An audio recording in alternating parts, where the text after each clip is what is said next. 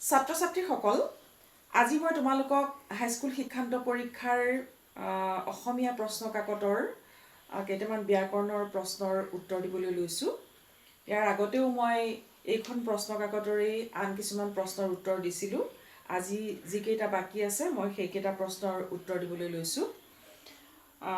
ইয়াত প্ৰশ্নত আহিছে, তলত দিয়া যিকোনো এটা শব্দৰ মূৰ্ধন্য ন বা মূৰ্ধন্য স হোৱাৰ কাৰণ লিখা। এতিয়া ইয়াত পদকেইটা হৈছে অগ্ৰণী। যিকোনো এটাহে লিখিবলৈ আহিছে, কিন্তু মই আটাইকেইটাৰে উত্তৰ দিবলৈ প্ৰয়াস কৰিম। অগ্ৰণী, এটা আহিছে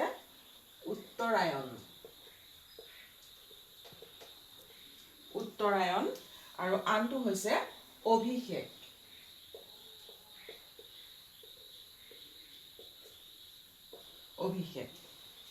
এইকেইটাৰ মূৰ্ধন্য ন, এইকেইটা পদত মূৰ্ধন্য ন আৰু মূৰ্ধন্য স হোৱাৰ কাৰণ লিখিব লাগে।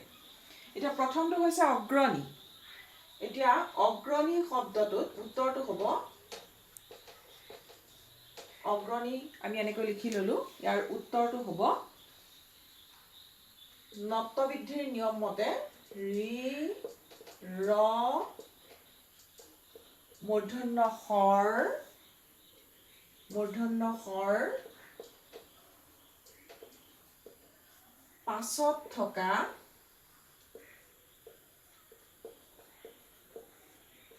দন্ত ন সদায়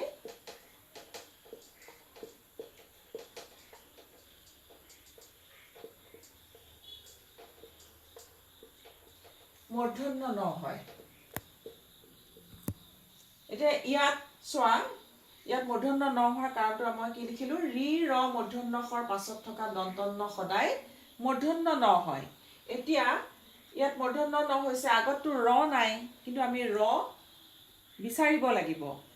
অগ্ৰণী, অ গয় ৰয় গ্ৰ, গত ৰকাৰ, দেখিছানে? গত ৰকাৰ, গতিকে ৰকাৰ মানে ৰ, গতিকে ৰ যিহেতু গয় ৰয় গ্ৰ, তাৰপিছত মূৰ্ধন্য ন হ'ব। গতিকে ইয়াৰ যিটো নত্ববৃদ্ধিৰ নিয়ম মতে ইয়াত মূৰ্ধন্য ন হোৱাৰ কাৰণটো হৈছে এইটো। তাৰপিছত দ্বিতীয়টো,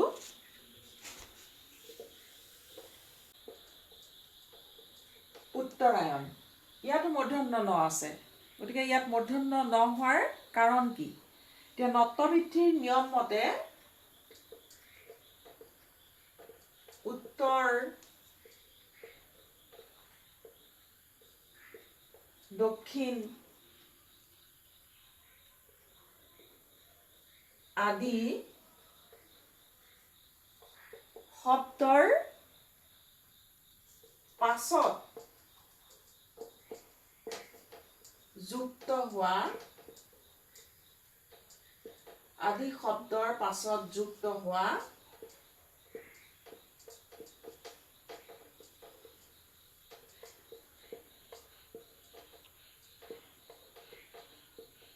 অয়ন শব্দৰ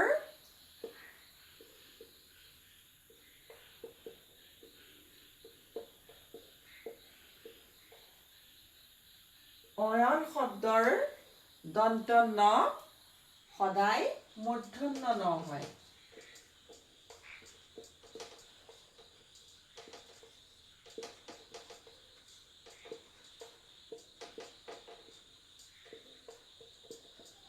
কথাটো বুজিছানে বাৰু?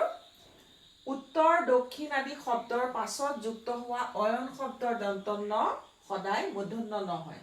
তাৰমানে উত্তৰ শব্দটোৰ লগত যদি এই অয়ন শব্দটো যোগ কৰা হয় বা যুক্ত হয়, তেতিয়া এতিয়া উত্তৰৰ লগত কি হৈছে, অয়ন যোগ হৈছে, উত্তৰায়ণ হৈছে। দুয়োটা শব্দ মিলি উত্তৰায়ণ হৈছে। গতিকে ইয়াত অয়নটো আমি অকলে লিখিলে তাত দন্ত ন লিখিম, কিন্তু উত্তৰৰ লগত যেতিয়া যুক্ত হ'ব তেতিয়া আমি মূৰ্ধন্য ন লিখিম। ঠিক তেনেকৈ দক্ষিণ শব্দটোৰ লগত যদি অয়ন শব্দ যুক্ত হয়, তেতিয়াহ'লে আমি দক্ষিণায়ন লিখিম, আৰু তাত কি হ'ব, দক্ষিণায়নত মূৰ্ধন্য ন হ'ব। এনেকুৱা আৰু আছে, ৰামায়ণ, ৰামৰ লগত অয়ন যুক্ত হৈছে, গতিকে ৰামায়ণতো মূৰ্ধন্য ন হ'ব। তাৰ পাছৰটো হৈছে অভিষেক।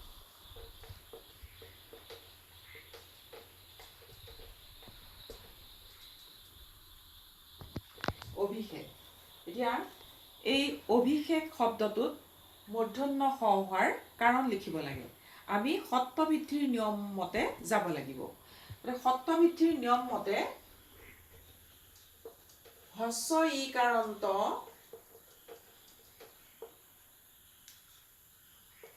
আৰু হস্ৰ উকাৰান্ত উপসৰ্গৰ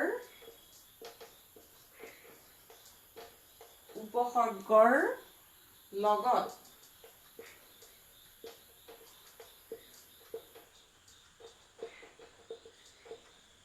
যুক্ত হোৱা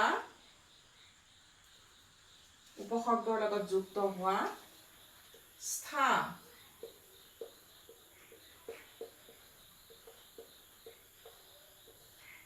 সিধ হিচ হেক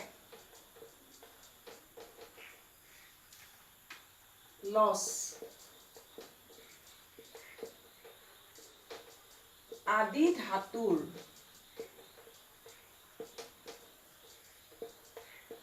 ধাতুৰ দন্ত্য স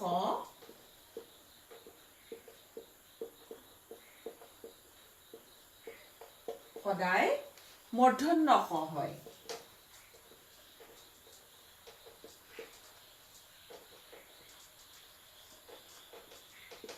মূৰ্ধন্য ষ হয়।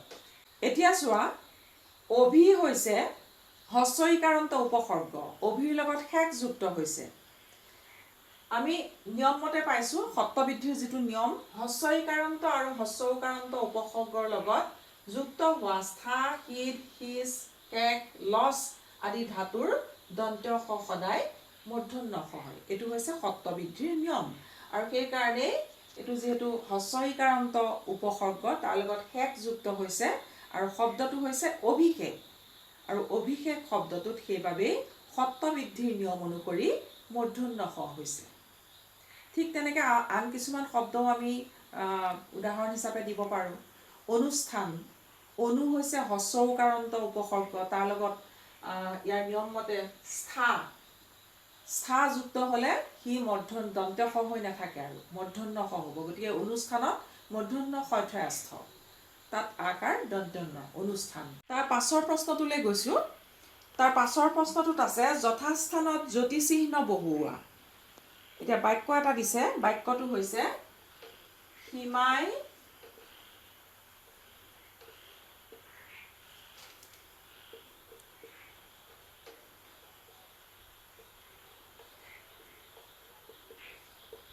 শিক্ষকক ক'লে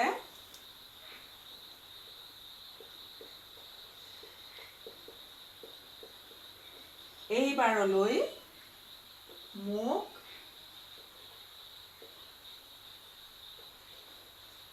ক্ষমা কৰক। এতিয়া বাক্যটো হৈছে সীমাই শিক্ষকক ক'লে এইবাৰলৈ মোক ক্ষমা কৰক। ইয়াত ক'তো দাঢ়ি কমা নাই। এতিয়া ইয়াত যতিচিহ্ন বহুৱাবলৈ দিছে। যতিচিহ্ন মানে হৈছে দাঢ়ি, কমা, প্ৰশ্নবোধক, ভাৱবোধক এইবিলাক চিন আমি বহুৱাব লাগিব। ইয়াত আমি ক'ত যতিচিহ্ন বহুৱাম? এয়া চোৱা, সীমাই শিক্ষকক ক'লে, এইখিনিতে আমি কমা দিম। কি ক'লে? এইবাৰলৈ মোক ক্ষমা কৰক। এতিয়া আমি ইয়াত কি কৰিম? ঊৰ্ধ্ব কমা বহুৱাম। তাই যিটো বাক্য কৈছে, সেইটো প্ৰত্যক্ষ যিটো উক্তি কৈছে, সেই উক্তিটোত আমি ইয়াত ঊৰ্ধ্ব কমা বহুৱাম আৰু সিফালে আমি ইয়াত দাঢ়ি বহুৱাম। আৰু দাঢ়িৰ পিছত কি কৰিম? আকৌ ঊৰ্ধ্ব কমা ক্ল'জ কৰিম। গতিকে সীমাই শিক্ষকক ক'লে, কমা, এইবাৰলৈ মোক ক্ষমা কৰক। দাঢ়িৰ পিছতহে কিন্তু আমি ঊৰ্ধ্ব কমা ক্ল'জ কৰিম। তাৰ পাছৰটোলৈ গৈছোঁ। তলৰ যিকোনো এটাৰ অৰ্থ প্ৰকাশ হোৱাকৈ বাক্য ৰচনা কৰা। তিনিটা দিয়া আছে, মই তিনিওটাই কৰি দিম। প্ৰথমটো হৈছে জুলুকে জুলুকে পানী খোৱা।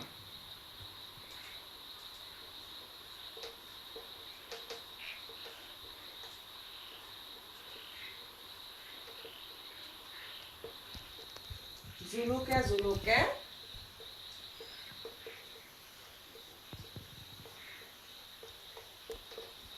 পানী খোৱা। এইটো হৈছে আমাৰ এটা অসমীয়া ফকৰা যোজনা। এইটো লগাই আমি এটা বাক্য তৈয়াৰ কৰিব লাগে। প্ৰথম কথা হ'ল ইয়াৰ অৰ্থটো আমি বুজি ল'ব লাগিব। ইয়াৰ অৰ্থটো হৈছে আমি ব্ৰেকেটত লিখি দিব পাৰোঁ, হাৰাশাস্তি কৰা।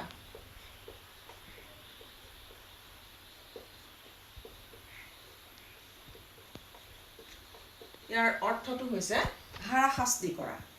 এতিয়া আমি এটা ধুনীয়া বাক্য লিখিব লাগে। এতিয়া আমি বাক্যটো এনেকৈ লিখিব পাৰোঁ,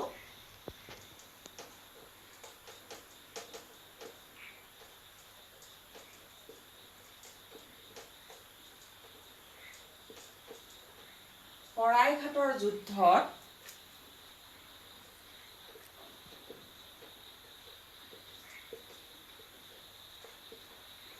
আহোম সেনাই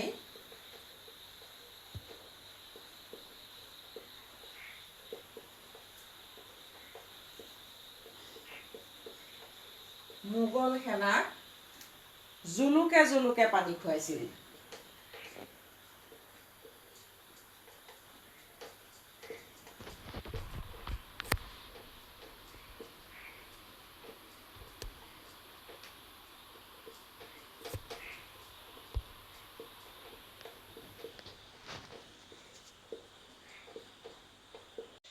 এতিয়া বাক্যটো চোৱা, শৰাইঘাটৰ যুদ্ধত আহোম সেনাই মোগল সেনাক জুলুকে জুলুকে পানী খুৱাইছিল। এটা ধুনীয়া বাক্য, আৰু যিটো দিয়া হৈছে সেইটো খুব সুন্দৰকৈ খাপ খাই পৰিছে। তলত এনেকৈ তোমালোকে আঁচ মাৰি দিবা, এইটো জুলুকে জুলুকে পানী খুৱাইছিল। তাৰ পাছৰটোলৈ গৈছোঁ,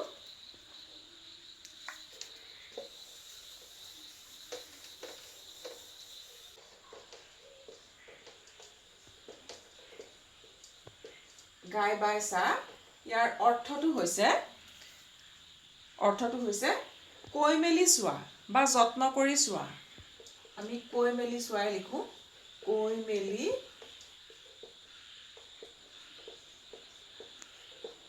চোৱা, কৈ মেলি চোৱা বা যত্ন কৰি চোৱা। এতিয়া আমি বাক্যটো এনেকৈ লিখিব পাৰোঁ,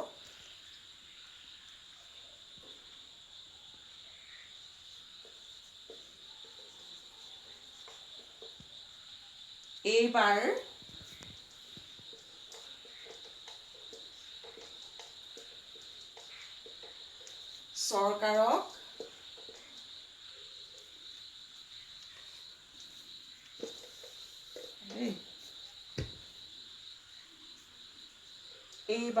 চৰকাৰক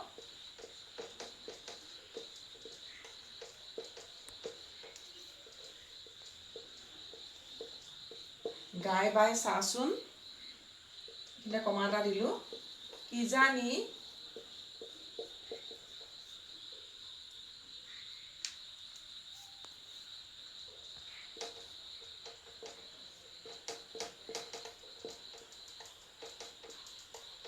জীৱিকাৰ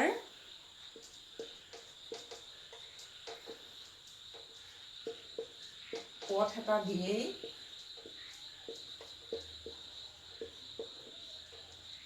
এনেকুৱা ধৰণৰ বাক্যবিলাক আমি সাধাৰণতে কৈয়ে থাকোঁ।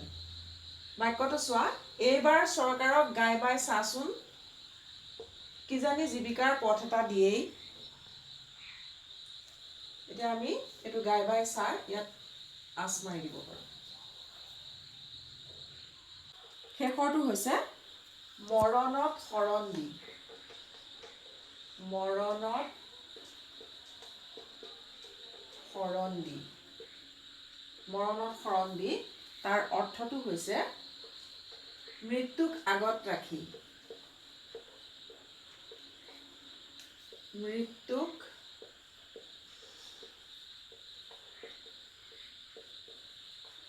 আগত ৰাখি। ইয়াৰ অৰ্থটো হৈছে এইটো। আমি বাক্যটো এনেকৈ লিখিব পাৰোঁ, মৰণত শৰণ দি সি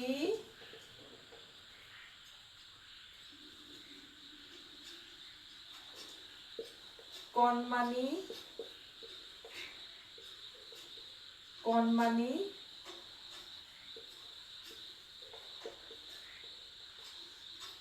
ছোৱালীজনীক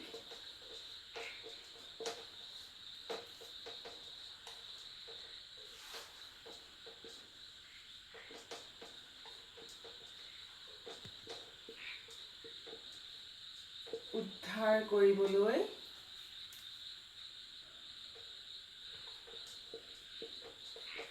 পানীত জাপ দিলে।